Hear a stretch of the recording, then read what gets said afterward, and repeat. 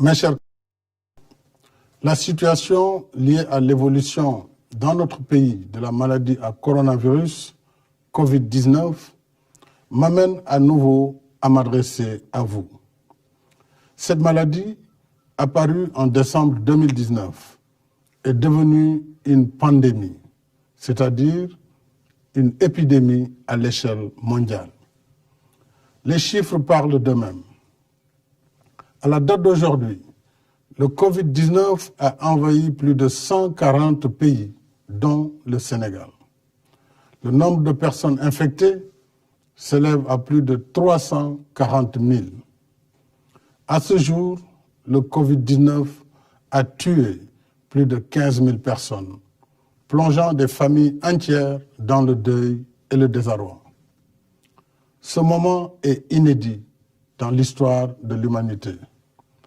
Voilà que l'infiniment petit fait trembler le monde entier de façon brutale, rapide et massive, ignorant les frontières, frappant sans distinction pays riches comme pays pauvres et sans égard pour le statut social des uns et des autres.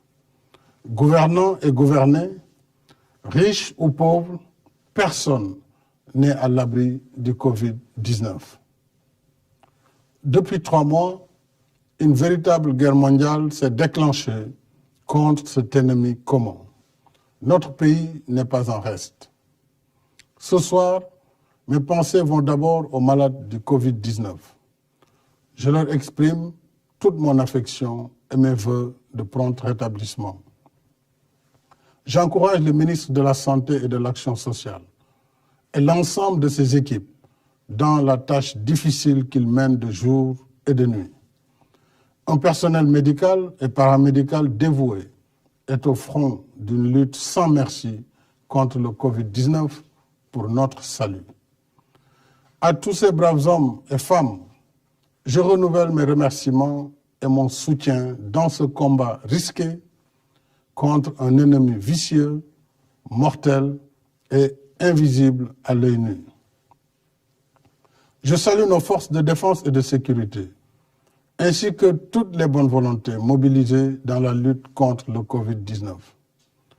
J'exprime ma gratitude à toutes les forces vives de la nation, classes politiques, majorité et opposition réunies, mouvements citoyens, partenaires sociaux, secteur privé, guides religieux et coutumiers et citoyens.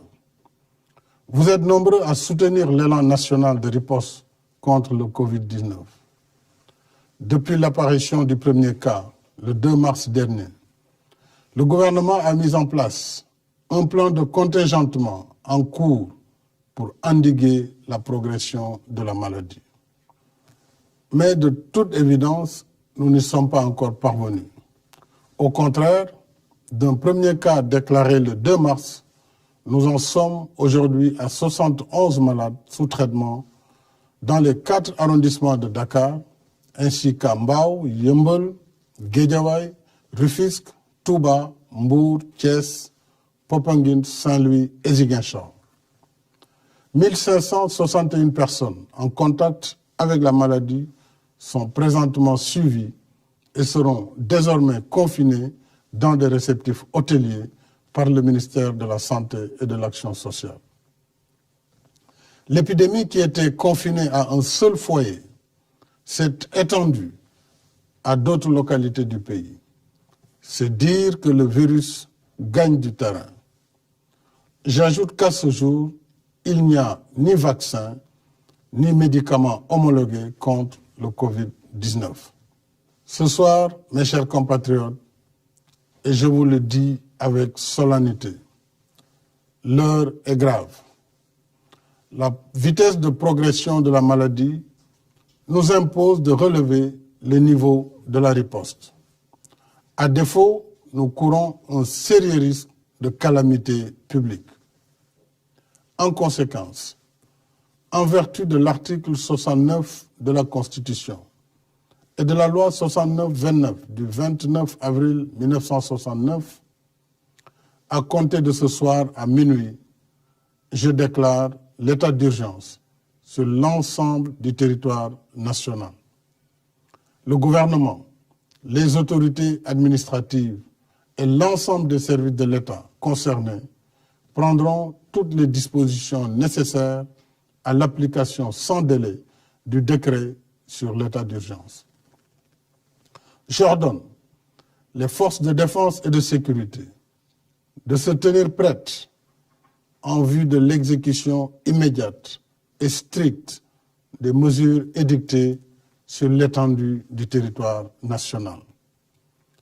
Conformément à la loi sur l'état d'urgence, ces mesures donneront en particulier aux autorités administratives compétentes le pouvoir de réglementer ou d'interdire la circulation des personnes, des véhicules ou des biens dans certains lieux et à certaines heures. D'interdire à titre général ou particulier tout cortège, défilé, rassemblement et manifestation sur la voie publique. D'ordonner la fermeture provisoire des lieux publics et lieux de réunion. D'interdire à titre général ou particulier les réunions publiques ou privées de quelque nature qu'elles soient susceptibles de provoquer ou d'entretenir le désordre. Ces mesures non exhaustives pourraient évoluer en fonction des circonstances. Elles sont assorties d'un couvre-feu sur l'étendue du territoire national de 20h à 6h. Une limitation et au besoin une interdiction sera imposée au transport de voyageurs de région à région. Le ministre en charge des Transports, en rapport avec les ministres de l'Intérieur et des Forces armées, prendra les dispositions nécessaires à l'application de cette mesure, y compris en milieu urbain. Conformément à l'article 77 de la Constitution, je saisirai l'Assemblée nationale d'un projet de loi habilitant le président de la République à prendre pour une durée de 3 mois des mesures relevant du domaine de la loi afin de faire face aux impératifs d'ordre budgétaire, économique, social, sanitaire et sécuritaire de la lutte contre le Covid-19. Dans ce cadre, j'ai déjà entamé les consultations avec les institutions de la République. Je les poursuivrai demain avec l'opposition parlementaire. Je tiens en particulier à l'approvisionnement régulier du pays en produits médicaux et pharmaceutiques. Il en est de même pour les denrées de première nécessité. Le gouvernement mettra en œuvre des mesures de lutte contre toute hausse indue des prix. Je suis également soucieux des effets de la crise sur l'économie nationale. Pour en atténuer l'impact, j'ai créé un fonds de riposte et de solidarité contre les effets du Covid-19, Force Covid-19, qui sera doté de 1 000 milliards de francs CFA. Ce fonds sera alimenté par l'État et toutes les bonnes volontés. Je lance un appel à tous, au secteur privé et aux partenaires bilatéraux et multilatéraux, afin qu'ils apportent leur soutien aux forces Covid-19. Les ressources du fonds serviront, entre autres, à soutenir les entreprises, les ménages et la diaspora. Une enveloppe de 50 milliards sera consacrée à l'achat de vivres pour l'aide alimentaire d'urgence. Des mesures fiscales générales et spécifiques seront également prises en soutien aux entreprises. Au titre des mesures générales, il sera accordé une remise partielle de la dette fiscale constatée au 31 décembre 2019, due par les entreprises et les particuliers pour un montant global de 200 milliards. S'agissant des mesures spécifiques, elles bénéficieront aux secteurs les plus touchés par la crise du Covid-19, en particulier l'hôtellerie, la restauration, le transport et la culture. Ces mesures seront également étendues à la presse, compte tenu des changements induits dans ces grilles de programme et du rôle de service public qu'elles jouent dans le contexte de la crise. Les ministres en charge des finances et de l'économie prendront les dispositions nécessaires à l'application de ces mesures. Mes chers compatriotes, l'état d'urgence que je déclare aujourd'hui n'est pas une fin en soi. Il ne s'agit pas non plus d'arrêter l'activité économique. Il répond à un péril imminent si nous ne redoublons pas d'efforts. Face au péril, l'état d'urgence nous donne les moyens de renforcer nos rangs et d'intensifier nos efforts de lutte pour vaincre notre ennemi commun. Je rappelle que le virus porteur de la maladie ne se déplace pas de lui-même.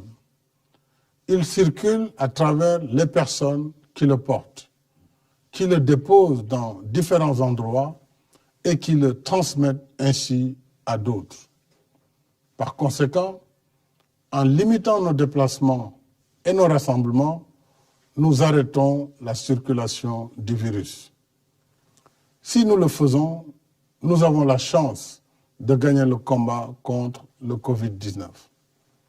Par contre, et je vous le dis avec insistance, si nous continuons de faire comme si de rien n'était, le virus va se propager de façon encore plus massive et plus agressive.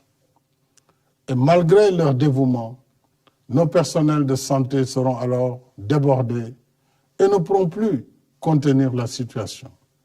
C'est le pire des scénarios. Nous ne le souhaitons pas.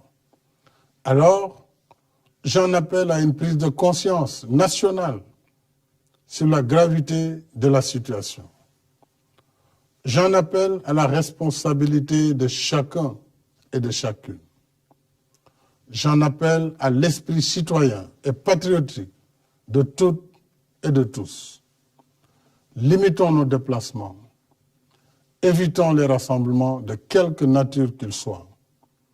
Il y va de notre propre santé et de notre propre vie. Il y va de la santé et de la vie de nos familles et de nos communautés.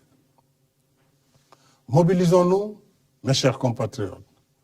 Ne laissons au virus ni la vie, ni nos vies. Il y va de notre salut. Il y va du salut de la nation. Bonsoir.